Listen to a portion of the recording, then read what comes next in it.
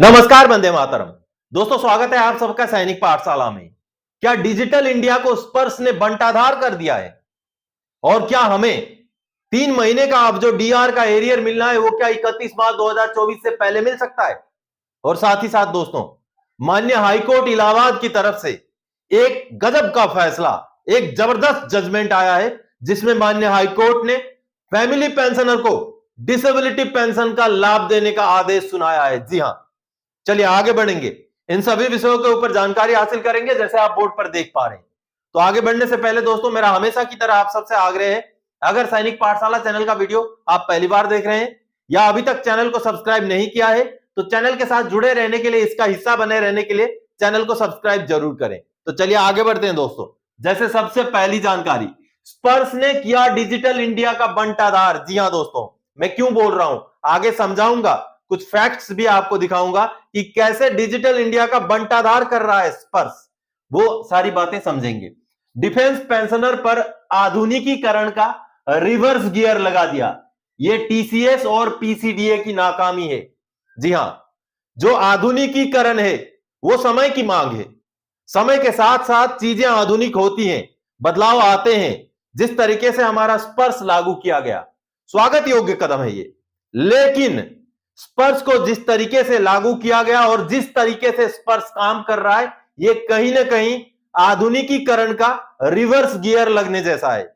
जी हां, क्यों मैं बोल रहा हूं, क्योंकि दोस्तों, आधुनिकीकरण क्यों होता है, बदलाव क्यों होता है? अच्छे के लिए, कुछ अच्छा हो, जल्दी हो, कुछ विसंगतियां ना रहे, उस चीज को लेकर, इन बातों को लेकर के बदलाव होते हैं।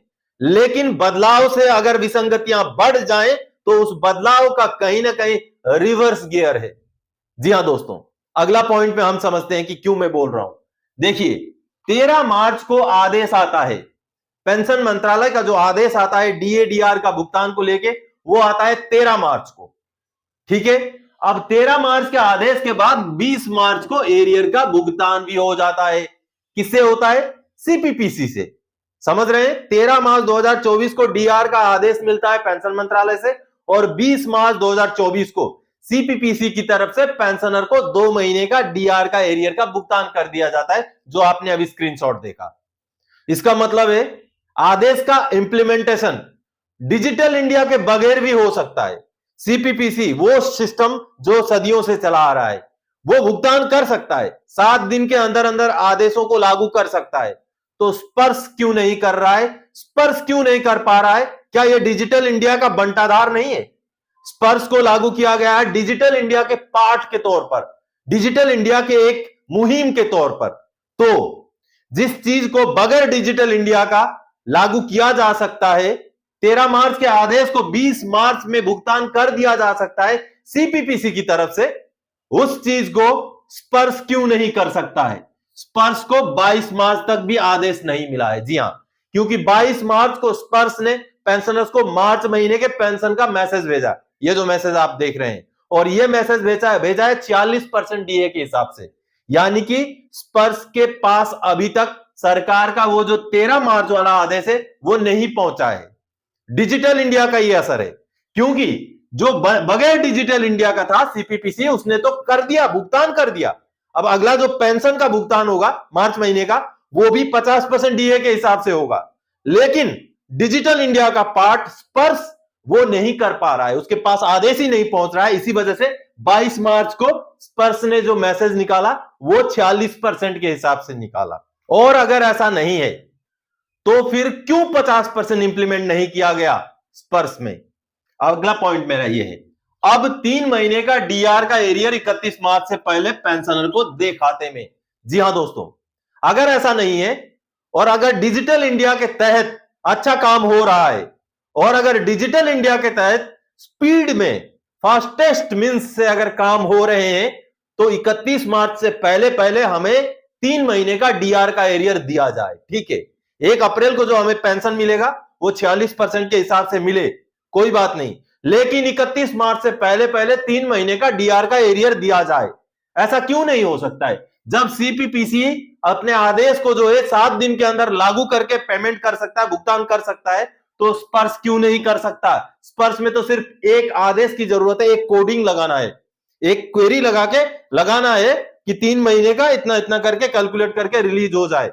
2 दिन के अंदर, 4 दिन के अंदर भुगतान सभी पेंशनर्स को 3 महीने का एरियर का हो सकता है। और यह किया जाए अगर इस बंटाधार से पेंशनर्स को जो है निजात दिलाना है, तो 3 महीने का जो एरियर है डीआर का, वो 31 मार्च 2024 से पहले पहले पेंशनर्स को भुगतान हो जाए। अब चलिए दोस्तों अगली जानकारी की ओर। हाई कोर्ट का सरकार को झटका, एएफटी का आदेश रद्द, कहा फैमिली पेंशनर को 2 डिसेबिलिटी पेंशन का फायदा। जी हां दोस्तों, ये जो मैसेज सबसे पहले ये देखिए, इस मैसेज में पेंशनर ने मुझे कहा है आपके मार्गदर्शन से फाइनली डिसेबिलिटी पेंशन का केस इलाहाबाद हाईकोर्ट में जीत गए।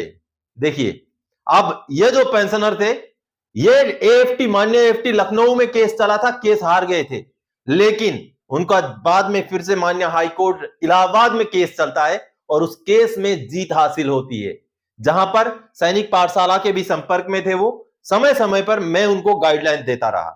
अब दोस्तों चलिए सबसे पहले मैं माननीय कोर्ट का आदेश दिखा करके आपको समझाता हूं कि क्या है मसला। दोस्तों, इलाहाबाद हाई कोर्ट का ये 20 मार्च 2024 का एक बहुत बड़ा आदेश है। जो आदेश एक एग्जाम्पल है कि अगर आपके अंदर कभी ना हारने वाली सोच हो, जज्बा हो, आपको सही गाइडलाइन मिले, तो आप हार के भी जीत जाते हैं। और ये जो जजमेंट आया दोस्तों, ये एएफटी का फैसला आने के बाद जब हाई कोर्ट में अपील किया गया, उसके बाद एएफटी के फैसले को दरकिनार करते हुए माननीय हाई कोर्ट इलाहाबाद ने यह फैसला दिया है। और यह फैसला दिया है डिसेबिलिटी पेंशन से जुड़ा हुआ मैटर के ऊपर। और दोस्तों सबसे बड़ी बात है, फैमिली पेंशनर का यह केस था। पेंशनर की डेथ हो चुकी है, वो 2007 में रिटायर हुए थे, आप देखिए, और 2010 में उनकी डेथ हो चुकी है, लेकिन उनको डिसेबिलिटी पेंशन मिलना था जो नहीं मिला था। अब उनकी जो फैमिली पेंशनर है वो गुहार लगाती है माननीय एएफटी लखनऊ में, लेकिन माननीय एएफटी लखनऊ से वो केस हार जाती हैं। माननीय एएफटी लखनऊ से उनके अगेंस्ट में, उनके विरोध में जो है जजमेंट आता है, लेकिन वो हार नहीं मानती, वो आगे बढ़ती हैं और माननीय हाई कोर्ट इलाहाबाद में अपना अपील लगाती हैं।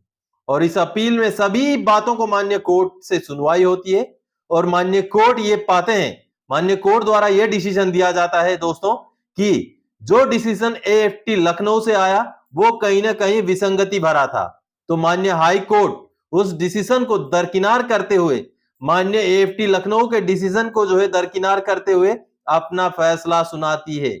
अब जो फैसले का लाइन है, ये जो 16 नंबर पैराग्राफ आप देख पा रहे हैं, इसमें मैं समझाता हूं कि क्या माननीय कोर्ट ने कहा है। दोस्तों माननीय कोर्ट ने कहा है, देखिए, considering the above observation the writ petition stands allowed. The order impugned herein dated 18 October 2021 passed by the armed forces tribunal regional bench Lucknow in original application number 95 of 2021 is set aside.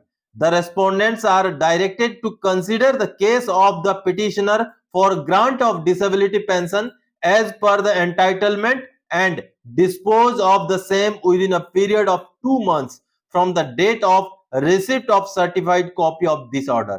यानी कि माननीय high court ने यह पाया है कि जो आदेश Lucknow AFT द्वारा दिया गया था वो सही नहीं था, उसको दरकिनार कर दिया और सरकार को यह आदेश सुना दिया कि जो ये फैमिली पेंशनर हैं उनको डिसेबिलिटी पेंशन का फायदा दे दीजिए 2 महीने के अंदर अंदर।